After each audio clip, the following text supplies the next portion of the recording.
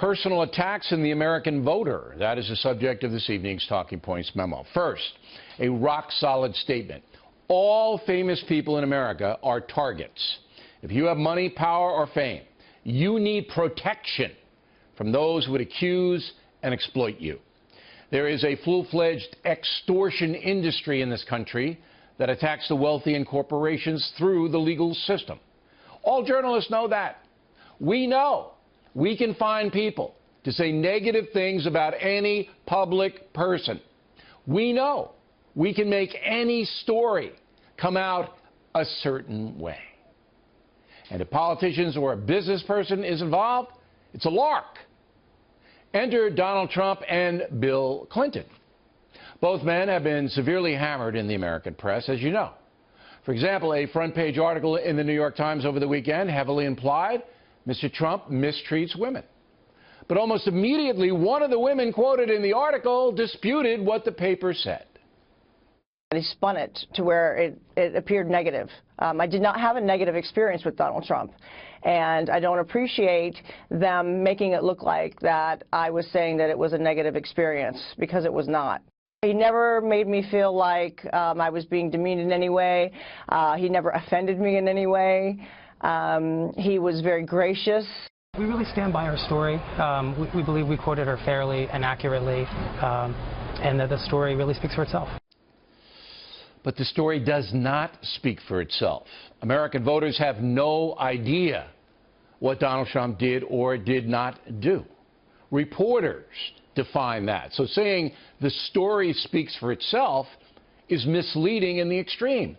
The public is reliant on a third party, a reporter, to inform them honestly. Sometimes that happens. Many times it does not. Talking Point does not know how Mr. Trump treats women in general. What we do know is that he is a flamboyant entertainer, a provocateur who lives lavishly. Voters will have to make up their own minds about Mr. Trump's private behavior, and that will not be an easy thing to do.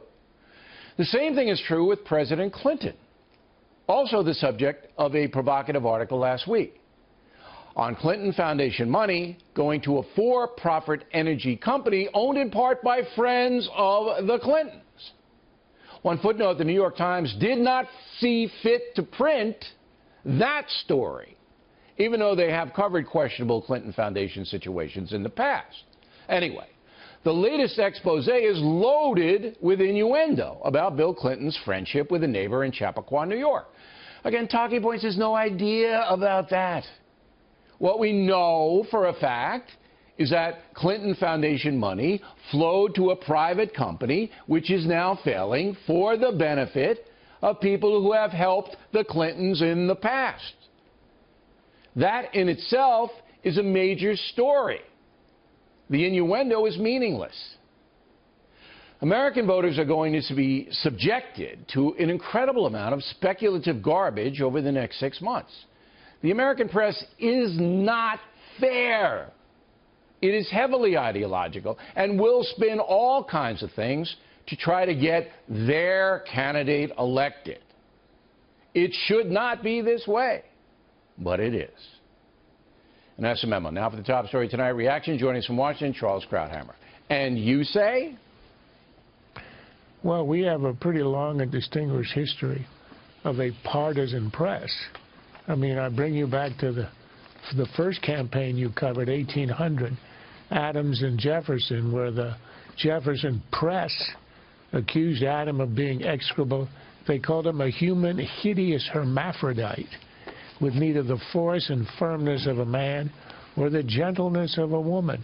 And the Adams people spoke of Jefferson. They wrote this in their papers, that he was an atheist, and under his presidency, murder, robbery, rape, adultery, and incest, I love the incest part, will be openly practiced and taught in the country. So we've got an old tradition of this. There is a tradition. If you ask, it's a tradition, right. And it was a hell of a lot worse. We've developed these so-called objective standards, which people, at least in the press, they want to appear to adhere to. They don't. We know the mainstream media is liberal and biased against conservative. But that's not new. That's like telling me that the sun rises in the east. What did you think about the reporter saying, the New York Times reporter wrote the front page article saying, well, the story speaks for itself? That really got me. Because here you have this woman who's quoted extensively. She's the lead in the story, by the way. And she comes out and says, you know what, this is a bunch of bull. It never happened this way. They spun my words. And then the guy goes, well, the story speaks for itself. Come on, it's absurd. Well, anybody in journalism knows no story speaks for itself. But why did he say it then? If everybody knows that, why did he say it? He's protecting himself. That's what you're supposed to say. That's the talking point. Everyone knows it depends on how you frame it, where you put it in the story, at the top or at the bottom. There's a classic example of what they say in soccer, own goal. They scored upon themselves. The winner here was Trump, because the headline is Trump challenges New York Times, and the woman supposedly who's in the middle of this supports Trump. So there's no question that he turned it around on them. But to me, the entire story from the beginning was totally lukewarm and uninformative. This is supposed to be behind the scenes, the real hidden secret Trump, how he deals with women. What do you get from it? He treats some well, he treated some boorishly. Now, how is that different from how Trump, the public man, has in public treated women? Well, he treats them well, appointed them to high positions. I agree. There was a pointless in his organization. And he treats others badly, like Carly Fiorina, Megyn Kelly, and others. The same guy inside and outside. What was the point of the story? I don't know what the point of the story was, other than to imply that Trump is anti-woman. Now, the big story on the Clinton Foundation, you know, once again, this giant charity where billions of dollars flows in, this, to me, looks like a fairly substantial story, the New York Post headline aside. I mean, I don't care about that. But using a charity for private gain, to help your friends, to employ your friends, I don't think this is right. I've thought from the very beginning, and I've said this a lot, especially on Special Report, that the big scandal is not the emails necessarily, but it is the scandal having to do with this so-called charity, which is really a slush fund, hiring the hangers-oners, doing favors, or what appear to be favors. And that's the real story. I've speculated. This is pure speculation. But I've wondered what was in the 30,000 emails that she deleted. She said it had to do with wedding preparations and all this stuff. I suspect if those were ever recovered, if you were deleting emails, what you'd want to delete is any evidence of favoritism or the use of this supposed charitable money for self-dealing. I don't know what's in there.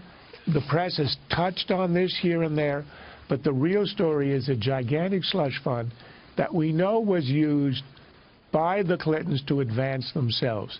Yes, a few good causes, but if you wanted to help the victims of Haiti's earthquake, you wouldn't actually think the best place to do it is to pick up the phone and to call the Clintons. You might actually call the Haitian embassy and give the money directly. If you gave it indirectly, there's a reason. Yeah, I think it's a big story. I don't think it'll get covered, but we'll see where it goes. Charles, thank you very much.